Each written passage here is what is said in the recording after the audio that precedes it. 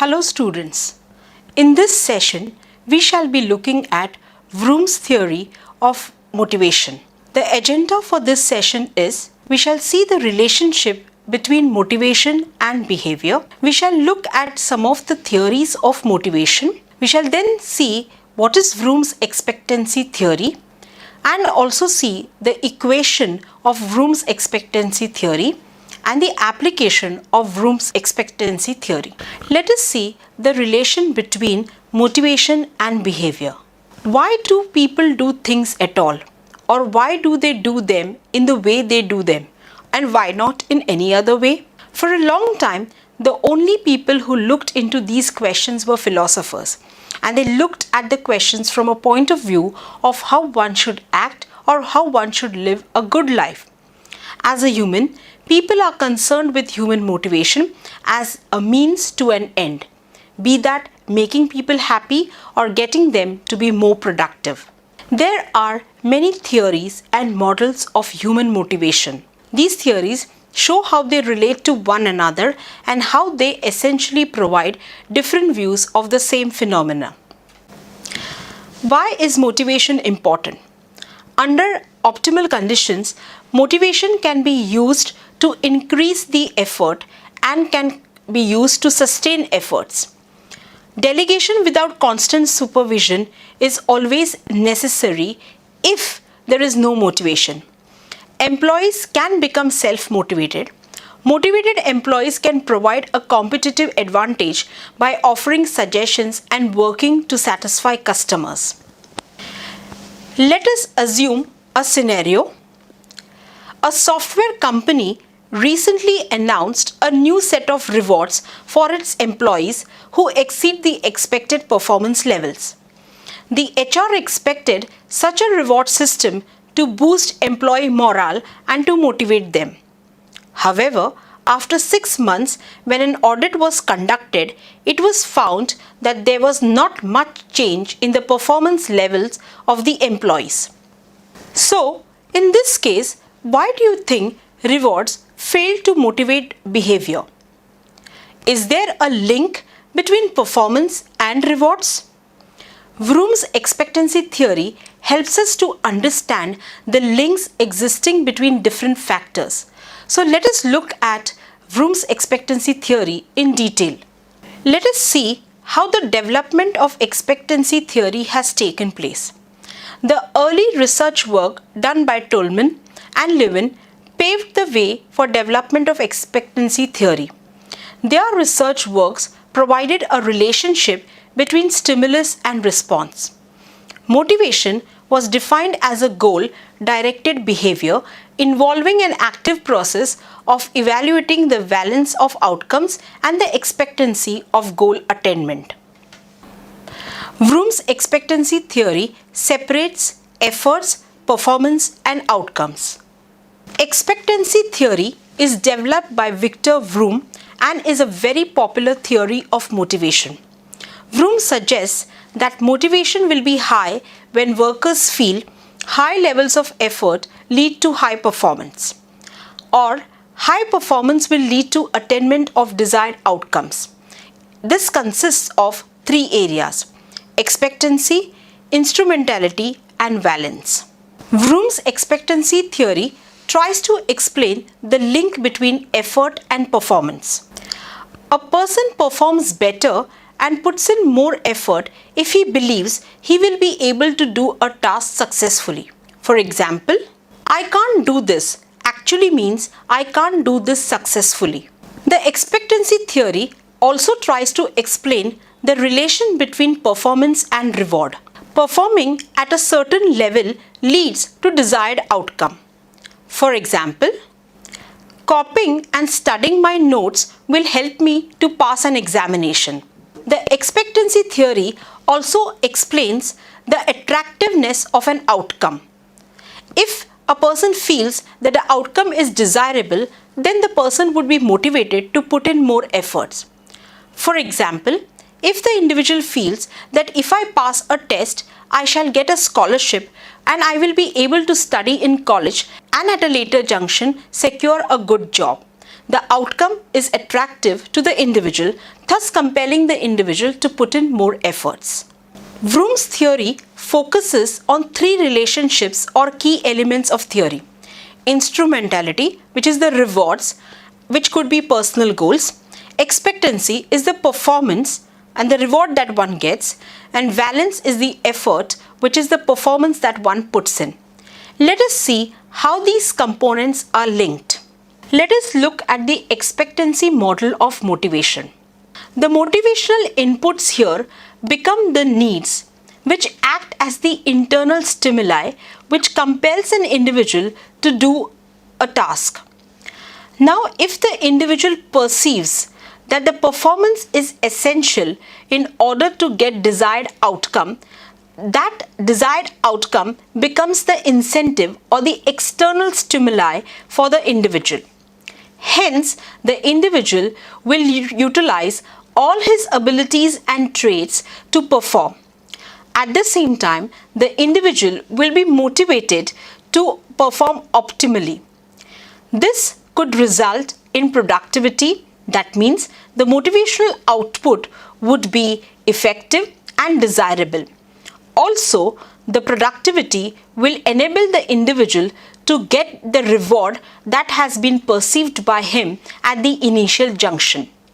This in turn leads to satisfaction, which in turn then goes on to be the internal stimuli for the next task that the individual has to do. Hence, looking at the relationship between expectancy, instrumentality and valence, one realizes that a person's perception that their effort will result in performance enables the individual to put in efforts. Also, the perception that a performance will result in outcomes that is desirable is what compels the person to perform, and the outcomes are the desirable outputs from a given task. Expectancy is the perception that effort will result in performance. If you work hard, it will result in high performance. For example, if a student feels that how much ever efforts he puts in, he will barely pass in the exam, that means the student may not be really willing to put in the efforts. Instrumentality means performance leads to outcomes. Workers are only motivated if they feel performance leads to an outcome. And hence, managers should link performance to outcomes. Valence is how desirable an outcome is to a person. If an individual feels that the reward is worthwhile, then the individual will put in efforts to achieve that reward. According to expectancy theory, high motivation results from high levels of expectancy, instrumentality and valence. If just one value is low, motivation will be low. This means that even if desired outcomes are closely linked to performance, the worker must feel that the task is possible to achieve for high motivation to result. Managers need to consider this relationship to build a high performance firm. Look at this slide in order to understand how high motivation can be cultivated in an organization. High expectancy comes when workers know that if they try, they can perform. High instrumentality comes in when workers perceive that high performance leads to outcomes. And there is high valence when workers desire the outcomes resulting from high performance. The product of all these three elements leads to high motivation. Let us see an example of how expectancy theory works. Have a look at this slide. Your principal offers you 1 lakh rupees if you memorize the school handbook in one night. The expectancy is no matter how much effort you put in, probably it will not be possible to memorize the text in 24 hours. Hence, the effort performance link at this junction is 0. So, E is equal to 0. Let us see what instrumentality works in this example. Your principal does not look like someone who has 1 lakh rupees. Hence, there seems to be a weak link between performance and reward, and hence I is also equal to 0. Valence. Let us see the reward and personal goals link. There are a lot of wonderful things that you can do with 1 lakh rupees. So valence is 1. In this example, even though the person values the reward, which is the money in this case, but the person has low expectancy because he realizes that he may not be able to complete the task successfully. At the same time, he doubts whether the person, the employer, is in a position to give the reward. Hence, the conclusion is, though one values the reward, we will not be motivated to do this task because of low expectancy and low instrumentality. Let us look at another example in order to understand the expectancy theory. In this example, there are 3 factors which are working. Expectancy, where an individual thinks, can I achieve the desired level of task? Instrumentality, what work outcomes will be received as a result of the performance? And valence, how highly do I value work outcomes? Now, if the person values the work outcomes, then the person will want to put in efforts to achieve the task. Crucially, Vroom's expectancy theory works on perception.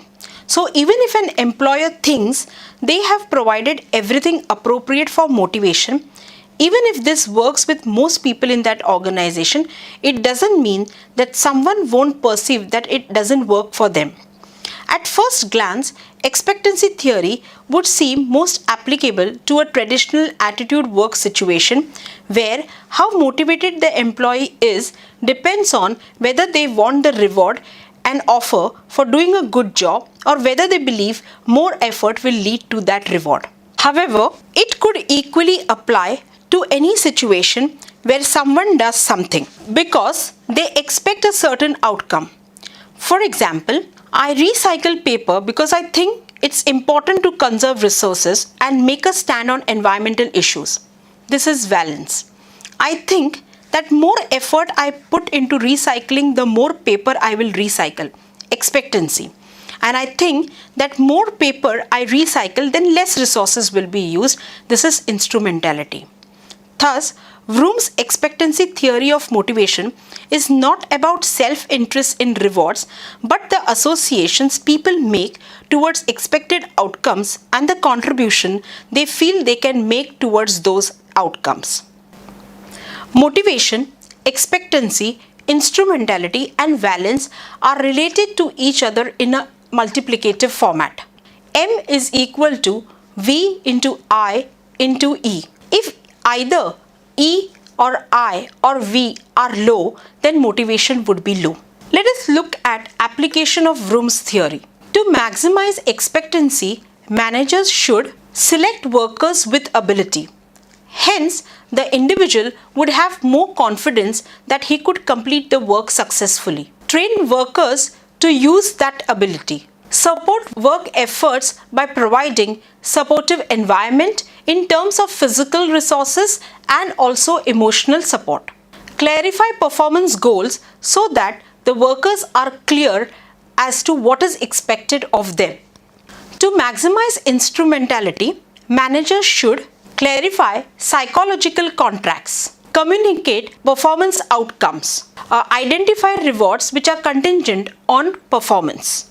To maximize valence, managers should identify individual needs and adjust rewards to meet the individual needs. Expectancy can be maximized when a person feels competent and capable of achieving the desired performance level. Instrumentality can be maximized when the person feels confident in understanding which rewards and outcomes will follow performance and accomplishments. Valence can be maximized to make the person understand the value of various possible rewards and work outcomes. To summarize, expectancy theory predicts that an individual will be motivated when he realizes that putting in more efforts will yield in better performance, Putting in better performance will help him to achieve organizational rewards such as increase in salary or promotion. And when the individual realizes that the organizational rewards are of value to him.